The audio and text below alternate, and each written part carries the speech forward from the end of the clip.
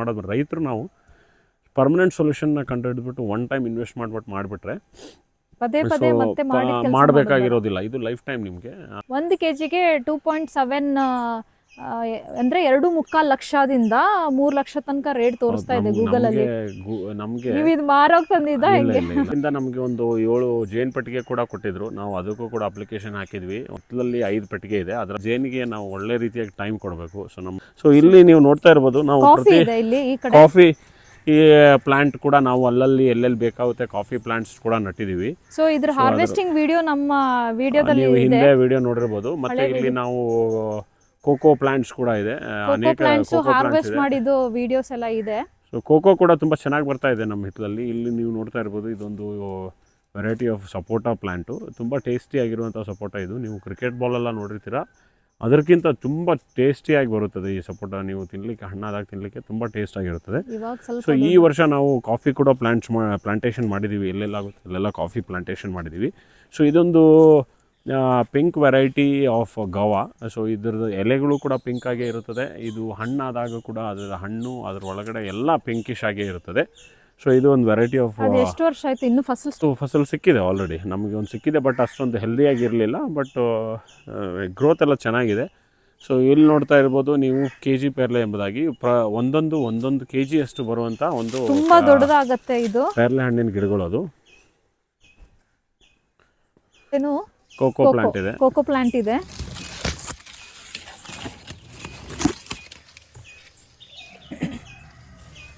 So ಇಲ್ಲಿ ನೀವು ನೋಡ್ತಾ ಇರ್ಬೋದು, ಇದು ಮಿಯಾಜಾಕಿ ಮಾವು ನಾವು ಈ ವರ್ಷ ಪ್ಲ್ಯಾಂಟ್ ಮಾಡಿದ್ದೀವಿ. ನಮ್ಮ ತೋಟದಲ್ಲಿ ಕೂಡ ನಾವು ಸುಮಾರು ಒಂದು 5-6 ಪ್ಲ್ಯಾಂಟ್ ಮಾಡಿದ್ದೀವಿ, ಪ್ಲಾಂಟೇಶನ್ ಇದೆ. ಸೊ ಇದು ಈ ವರ್ಷ ಪ್ಲ್ಯಾಂಟ್ ಮಾಡಿರೋದು. ಸೊ ಅಲ್ಲಿ ಇನ್ನೊಂದು ಪ್ಲ್ಯಾಂಟ್ ಇದೆ, ಈ ವರ್ಷ ಪ್ಲ್ಯಾಂಟ್ ಮಾಡಿರೋದು. ಈಗಾಗಲೇ ಹೂ ಬಿಟ್ಟಿದೆ. ಅದು ನಾನು ಹೂ ತೋರಿಸ್ತೀನಿ ನಿಮಗೆ. ನಾವು ಅದು ಹೂ ಮುರ್ಚಲ್ತೀವಿ, ಇಡಲ್ಲ. ಸೊ ಮಿಯಾಜಾಕಿ ನೀವು ಗೂಗಲ್ ಅಲ್ಲಿ costliest mango in the world ಅಂತ ಹೊಡೆದ್ರೆ ಕಾಸ್ಟ್ಲಿಯೆಸ್ಟ್ ಮ್ಯಾಂಗೋ ಅಂತಲ್ಲ, ಫ್ರೂಟ್ ಅಲ್ಲೇ ಕಾಸ್ಟ್ಲಿಯೆಸ್ಟ್ ಫ್ರೂಟ್ ಇರ್ಬೋದು. ಕಾಸ್ಟ್ಲಿಯೆಸ್ಟ್ ಮ್ಯಾಂಗೋ ಅಂತ ಹೊಡೆದ್ರೆ ಮಿಯಾಜಾಕಿ ಬರುತ್ತೆ. ಸೊ ಇದು ಎಷ್ಟು ನಿಮಗೆ ತಗೊಳ್ಳುವಾಗ ಎಷ್ಟು ರೇಟ್ ಬಿತ್ತು? ನಮಗೆ ಇನಿಷಿಯಲಿ ನಾನು ತಗೊಂಡು ತೋಟದಲ್ಲೆಲ್ಲ ಹಚ್ಚಿದಾಗ 1500 ರೂಪಾಯಿ ಒಂದು ಸಸಿಗೆ ಬಿದ್ದಿತ್ತು. 1500 ರೂಪಾಯಿ ಒಂದು ಸಸಿಗೆ. ಇವಾಗ ತಗೊಂಡಾಗ 500 ರೂಪಾಯಿ ಒಂದು ಸಸಿ ಸಿಕ್ತು. ಇದು 1 kgಗೆ 2.7 ಅಂದ್ರೆ 2.25 ಲಕ್ಷದಿಂದ 3 ಲಕ್ಷ ತನಕ ರೇಟ್ ತೋರಿಸ್ತಾ ಇದೆ ಗೂಗಲ್ ಅಲ್ಲಿ. ನಮಗೆ ನೀವು ಇದು ಮಾರೋಕ್ ತಂದಿದ್ದ ಹೆಂಗೆ? ನಮಗೆ 2.5 ಲಕ್ಷ ಕೊಟ್ಟು 1 kg ಹಣ್ಣು ತಗೊಳ್ಳೋದಂತೂ ಆಗಲ್ಲ. ಬಟ್ ನಾವೇ ಬೆಳೆಸಿ ತಿನ್ನಕ್ಕಾದ್ರೂ ನಮಗೆ ಆಗುತ್ತಲ್ಲ ಅನ್ನೋ ಒಂದು ಇದರಲ್ಲಿ ನಮಗೆ ನಮ್ಮ ಮನೆ ಯೂಸಿಗೆ ತಿನ್ನಕ್ಕೆ ಆದ್ರೂ ಆಗುತ್ತಲ್ಲ. ನೀವು ಕೂಡ ನಮ್ಗೆ ಕೊಟ್ಟಿದ್ದಾರೆ, ನನಗೆ ಇನ್ನೂ ಫಸಲು ಬಂದಿಲ್ಲ. ನೀವು ಕೂಡ ನಿಮ್ಮ ತೋಟದಲ್ಲಿ 1-2 ಸಸಿಗಳನ್ನು ಹಚ್ಚಿ. ನಮ್ಮ ರೈತರಿಗೆ ನಾವು ಒಂದು 2.5 ಲಕ್ಷ ರೂಪಾಯಿ ಕೊಟ್ಟು 1 kg ಹಣ್ಣೆಲ್ಲ ತಗೋದು ತಿನ್ನೋದು ಆಗಲ್ಲ. ಸೊ ಅಟ್ಲೀಸ್ಟ್ ನಾವು ಬೆಳೆಸಿ ನಾವು ತಿನ್ನೋಣ. ತುಂಬ ಚೆನ್ನಾಗಿ ಬರ್ತಾ ಇದೆ. ಸೊ ನೀವು ಇಲ್ಲಿ ನೋಡ್ಬೋದು ಇದ್ದಾರೆ 1 kg 2.5 ಲಕ್ಷ ಎಲ್ಲ ಕೊಟ್ಟು ತಿನ್ನೋರು. ಅಷ್ಟು ರಿಚ್ ರೈತರು ನಮ್ಮ ಇದ್ದಾರೆ. ಮತ್ತೆ 2.5 ಲಕ್ಷಕ್ಕೆ ರೈತರೇ ಬೆಳೆದ್ಬಿಟ್ಟೆ ಅದನ್ನ ಮಾರೋದು. ಸೊ ಅವರು ಬೆಳೆಸ್ಬಿಟ್ಟು ಮಾರೋದಾದ್ರೆ ಸೊ ಅವ್ರಿಗೆ ತಗೊಂಡು ತಿನ್ನೋಕ್ಕೂ ಆಗುತ್ತಲ್ಲ, ಯಾಕಾಗಲ್ಲ. ಸೊ ಇಲ್ಲಿ ನೋಡ್ತಾ ಇರ್ಬೋದು, ಇದು ಒಂದು ಒಳ್ಳೆ ಚಿಕ್ಕು ಸಸಿ. ನಮ್ಮ ಅಜ್ಜಿಯವರ ಕಾಲದಲ್ಲಿ ಇರುವಂತ ಚಿಕ್ಕು ಸಸಿ. ಇದು ತುಂಬಾ ಚೆನ್ನಾಗಿ ಚಿಕ್ಕು ಬಿಡತ್ತೆ ಇದರಲ್ಲಿ ಇವಾಗ. ಸೊ ಇದನ್ನ ನಾವು ಅಡಿಕೆ ನಟ್ಟಾಗೆಲ್ಲ ನಾವು ಇದನ್ನೆಲ್ಲ ಅನೇಕರು ತೆಗೆದು ಹಾಕಿ ಅಡಿಕೆ ಚೆನ್ನಾಗಿ ಬರಲ್ಲ ಅಂದರು. ನಾವು ನಮ್ಮ ಅಜ್ಜಿಯವರು ನಟ್ಟಿರುವಂಥ ಕೆಲವೊಂದಿಷ್ಟು ಗಿಡಗಳನ್ನು ಯಾವುದನ್ನು ತೆಗೆದು ಹಾಕಿಲ್ಲ. ಕೆಲವೊಂದಿಷ್ಟು ಹಳೆ ಮಾವು ಕೂಡ ಇದೆ. ತೆಂಗಿನ ಸಸಿಗಳು ಕೂಡ ಇನ್ ಬಿಟ್ವೀನ್ ತೆಂಗಿನ ಸಸಿಗಳು ಕೂಡ ಹಳೆ ತೆಂಗಿನ ಸಸಿಗಳೆಲ್ಲ ಹಾಗೇ ಇದೆ. ಸೊ ನಾವು ಏನು ಅದನ್ನು ಕೀಳೋದಾಗಲಿ ತೆಗೆಯೋದಾಗಲಿ ಮಾಡಿಲ್ಲ. ಸೊ ನಾನು ಹೇಳಿದೆ ಮಿಯಾಜಾಕಿ ಆಲ್ರೆಡಿ ಹೂ ಬಿಟ್ಟಿದೆ ಎಂಬುದಾಗಿ. ಸೊ ಇದು ಕೂಡ ಮಿಯಾಜಾಕಿ. ಇಲ್ಲಿ ನೋಡ್ಬೋದು ನೀವು, ಹೂ ಬಿಟ್ಟಿದೆ. ನಾವು ಇದು ಫಸ್ಟ್ ಇಯರ್ ಆಗಿರೋದ್ರಿಂದ ನಾವು ಇದರ ಹೂವನ್ನು ಸೊ ನೀವು ವಿಡಿಯೋದಲ್ಲೇ ನಾನು ಇವಾಗ ಮುರಿದು ಚೆಲ್ತಾ ಇದ್ದೀನಿ. ಯಾಕೆಂದರೆ ಬಿಡಲ್ಲ. ಯಾಕೆಂದರೆ ಈ ಗಿಡಕ್ಕೆ ಇವಾಗ ಒಂದು ಹಣ್ಣನ್ನು ತಡ್ಕೊಳ್ಳುವಷ್ಟು ಸ್ಟೆಮ್ಗೆ ಶಕ್ತಿ ಆಗಲಿ ಏನೂ ಇರೋದಿಲ್ಲ. ಸೊ ನಾವು ಇದನ್ನು ಫಸ್ಟ್ ಇಯರ್ನ ಯಾವುದೇ ರೀತಿಯಾದ ಹೂವನ್ನು ಬಿಡಲ್ಲ. ಯಾಕೆಂದರೆ ಇದರ ಸ್ಟೆಮ್ ಎಲ್ಲ ಸ್ವಲ್ಪ ಚೆನ್ನಾಗಿ ಗ್ರೋತ್ ಆದರೆ ಅವಾಗಲೇ ಒಂದು ಹಣ್ಣನ್ನು ಹಿಡ್ಕೊಳ್ಳುವಂಥ ಶಕ್ತಿ ಇದಕ್ಕೆ ಬರುತ್ತದೆ. ಸೊ ಇವಾಗಲೇ ನೀವು ಬಿಟ್ಟರೆ ಇದು ಎಷ್ಟು ವರ್ಷ ಒಂದು ಕಾಯಿ ಬಿಟ್ಟರೆ ಇನ್ನೂ 1 ವರ್ಷ ಆಗಿಲ್ಲ ನಾವು ನಟ್ಟು ಹಾರ್ಡ್ಲಿ ಒಂದು 5 to 6 months ಆಗಿದೆ ಅಷ್ಟೇ. ಸೊ ಆಗಲೇ ಹೂ ಬಿಟ್ಟಿದ್ದು ನಾವು ಅದನ್ನ ಇವಾಗ ಹೂನ ತೆಗೆದು. ಆ್ಯಕ್ಚುಲಿ ಮಿಯಾಜಾಕಿ ಬಗ್ಗೆ ನಾವು ಸರ್ಚ್ ಮಾಡಿದಾಗ ಹೇಳೋದು ನಾರ್ಮಲ್ ರೈತರೆಲ್ಲ ಬೆಳೆಯೋಕ್ಕಾಗಲ್ಲ, ತುಂಬ ಸೆನ್ಸಿಟಿವ್ ಅಂತ ಹೇಳ್ತಾರೆ. ಸೊ ನಮ್ಮ ತೋಟದಲ್ಲಿ ಆಲ್ರೆಡಿ ನೆಟ್ಟಿದ್ದೀವಿ, ಹೂವು ಕೂಡ ಬಿಟ್ಟಿದ್ದು ನೀವು ನೋಡಿದ್ದೀರಾ. ಸೊ ನೀವು ಕೂಡ ಟ್ರೈ ಮಾಡಿ ನೋಡಿ ಬರುತ್ತೆ ಏನು ಅಂತ. ಯಾರು ಬೆಳೆದಿದ್ದರೆ ಕಮೆಂಟ್ ಬಾಕ್ಸಲ್ಲಿ ತಿಳಿಸೋದನ್ನು ಮರಿಬೇಡಿ. ನೀವು ಯಾವುದೆಲ್ಲ ಹಣ್ಣುಗಳು ವೆರೈಟಿ ಆಫ್ ಫ್ರೂಟ್ಸ್ ಮತ್ತು ಸ್ಪೈಸಸನ್ನು ಬೆಳೆದಿದ್ದೀರಾ ಅಂತ. ಇಲ್ಲೂ ಒಂದು ಜೇನು ಪೆಟ್ಟಿಗೆ ಕೂಡ ಇದೆ. ಸೊ ಪೊಮೊಗ್ರನೇಟು ಲಾಸ್ಟ್ ಟೈಮ್ ಹುಳುಗಳ ಕಾಟ ಜಾಸ್ತಿ ಆಗಿದ್ದಕ್ಕೆ ಈ ರೀತಿ ಪ್ಲಾಸ್ಟಿಕ್ ಕವರನ್ನು ಹಾಕಿ ಅದಕ್ಕೆ ಹೋಲ್ ಹಾಕಿ ನಾವು ಈ ಸಾರಿ ಅದನ್ನು ಪ್ರೊಟೆಕ್ಟ್ ಮಾಡಿದ್ದೀವಿ. ಹಣ್ಣು ಆಗ್ತಾಯಿದೆ, ಸೈಜು ದೊಡ್ಡದಿದೆ ಪೊಮೊಗ್ರನೇಟು. ಅದಲ್ಲದೆ ನಮಗೆ ಇಲ್ಲಿ ಕಿಡ್ನಿ ಸ್ಟೋನಿಗೆ ಉಪಯೋಗಿಸುವಂಥ ಎಲೆ ಇದೆ.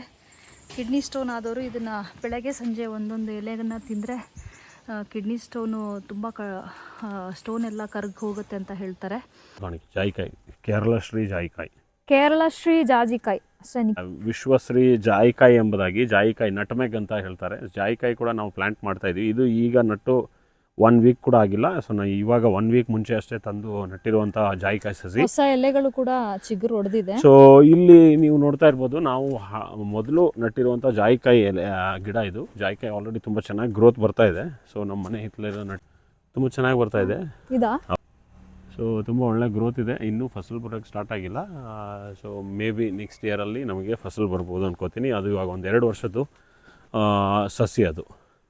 ಓಕೆ. ಮತ್ತೊಂದು ವಿಷಯ ಏನಂದರೆ, ನಮಗೆ ಬಿಫೋರು ಈ ಜನವರಿಗಿಂತ ಮುಂಚಿತವಾಗಿ ಟಿಲ್ ಡಿಸೆಂಬರ್ ತನಕನೂ ನಮಗೆ ಈ ತೋಟದಲ್ಲಿ ಬಸಿಗಾಲುವೆ ಇರಲಿಲ್ಲ. ಸೊ ಅದ್ರ ನಂತರ ಜನವರಿ ನಂತರ ಹೊಡೆಸಿದಂಥ ಬಸಿಗಾಲುವೆ ಇಲ್ಲಿ ನೀವು ನೋಡ್ತಾ ಇರೋದು. ಇಟ್ಯಾಚಿ ಎಲ್ಲ ಬಂದುಬಿಟ್ಟು ಬಸಿಗಾಲುವೆ ಹೊಡೆಸಿದ್ವಿ. ಸೊ ನಮಗೆ ತೋಟದ ವೀಡಿಯೋಸ್ ಎಲ್ಲ ನೋಡಿರ್ತೀರ ನೀವು, ಎಷ್ಟು ಒಳ್ಳೆ ಫಸಲಿದೆ ಅಂತ. ಬಟ್ ಇಲ್ಲಿ ನಮ್ಮ ಹಿತ್ತಲಿನ ಭಾಗದಲ್ಲಿ ಅಡಿಕೆಗೆ ಸ್ವಲ್ಪ ಫಸಲು ಕಡಿಮೆ ಇತ್ತು. ಅದು ರೀಸನ್ ಯಾಕಂತ ಹೇಳ್ತೀರಾ? ಸೊ ಮೇನ್ಲಿ ಏನಂದರೆ, ಇಲ್ಲಿ ನಾನು ಹೇಳಿದೆ ಮನೆ ಹಿತ್ತಲಾಗಿರೋದ್ರಿಂದ ಅಕ್ಕಪಕ್ಕದಲ್ಲೂ ಕೂಡ ಹಿತ್ತಲಿದೆ. ತುಂಬ ಹಳೆಯ ಗಿಡಗಳು, ಮಾವಿನ ಗಿಡಗಳಾಗಿರ್ಬೋದು, ತೆಂಗಿನ ಗಿಡಗಳಾಗಿರ್ಬೋದು, ತುಂಬ ನೆರಳಿರುವಂಥ ಅನೇಕ ಗಿಡಗಳು ಇಲ್ಲಿ ಅಕ್ಕಪಕ್ಕದಲ್ಲಿ ಅಥವಾ ನಮ್ಮ ತೋಟದಲ್ಲೂ ಕೂಡ ಅನೇಕ ಹಳೆಯ ಮಾವಿನ ಗಿಡಗಳು, ತೆಂಗಿನ ಸಸಿಗಳು ಇರೋದ್ರಿಂದ ತುಂಬ ಶೇಡ್ ಇದೆ ಇಲ್ಲಿ. ಯಾವಾಗಲೂ ಬಿಸಿಲು ಹಾಗೂ ಗಾಳಿ ತುಂಬ ಚೆನ್ನಾಗಿ ಆಡ್ತಾ ಇಲ್ಲ. ಸೊ ಅದಕ್ಕೆ ನೀವು ನೋಡ್ತಾ ಇರ್ಬೋದು, ಅಡಿಕೆಗಳೆಲ್ಲ ಬೆಳವಣಿಗೆ ತುಂಬ ಚೆನ್ನಾಗಿದೆ, ಬಟ್ ದಪ್ಪ ಆಗ್ತಾ ಇಲ್ಲ, ತುಂಬ ಉದ್ದಕ್ಕೆ ಹೋಗ್ತಾ ಇದೆ. ಯಾಕೆಂದರೆ ನೆರಳು ಜಾಸ್ತಿ ಇರೋದ್ರಿಂದ.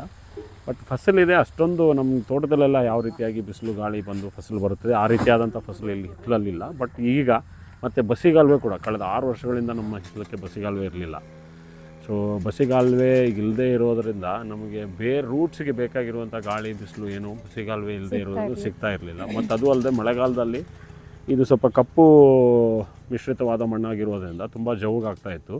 ಸೊ ಅದಕ್ಕೆ ಇಲ್ಲಿ ನೀರೆಲ್ಲ ಮಳೆಗಾಲದಲ್ಲಿ ತುಂಬ ಈಸಿಯಾಗಿ ಫ್ಲೋ ಆಗಿ ಹೋಗ್ತಾ ಇರಲಿಲ್ಲ. ಸೊ ಅದಕ್ಕೆ ಈ ವರ್ಷ ನಾವು ಸ್ವಲ್ಪ ಕಷ್ಟ ಆದರೂ ಕೂಡ, ಬಿಕಾಸ್ ಅನೇಕ ನಮ್ಮ ಮನೆಗೆ ಹೋಗಿರುವಂಥ ಪೈಪ್ಲೈನು, ಹಳೆ ಪೈಪ್ಲೈನ್ಸ್ ಎಲ್ಲ ಇರೋದ್ರಿಂದ ಮತ್ತು ಹಳೆ ಗಿಡಗಳೆಲ್ಲ ಇರೋದ್ರಿಂದ ನಮಗೆ ಬಸಿಗಾಲುವೆ ಹೊಡಲಿಕ್ಕೆ ಕಷ್ಟ ಇತ್ತು. ಬಟ್ ಈ ವರ್ಷ ಹಾಗೂ ಹೀಗೂ ಮಾಡಿ ಏನೇನೋ ಮಾಡಿ ಪೈಪ್ಲೈನ್, ಅಂಡರ್ಗ್ರೌಂಡ್ ಪೈಪ್ಲೈನ್ ಹಾಗೂ ಬಸಿಗಾಲುವೆ ಎಲ್ಲ ಇಟಾಚಿಯಲ್ಲಿ ಸ್ವಲ್ಪ ಕಷ್ಟವಾದರೂ ಕೂಡ ಕೆಲವೊಂದಿಷ್ಟು ಗಿಡಗಳನ್ನು ನಾವು ಕಳೆದುಕೊಳ್ಬೇಕಾಯಿತು.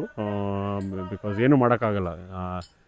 ಸೊ ಅದು ಹೇಳ್ತಾರೆ, ಕುಚ್ ಪಾನೆ ಕಿಲೆ ಕುಚ್ ಕೋನ ಪಡ್ತಾಯೆ ಅಂತ ಹೇಳ್ತಾರೆ. ಸೊ ಆ ರೀತಿಯಾಗಿ ಸೊ ನಾವು ಕೆಲವೊಂದಿಷ್ಟು ಕಳೆದುಕೊಂಡ್ರೂ ಕೂಡ ಇದು ಲೈಫ್ ಟೈಮ್ ಆಗಿ ಈಗ ಒಂದು ಬಸಿಗಾಲುವೆ ಹಾಗೂ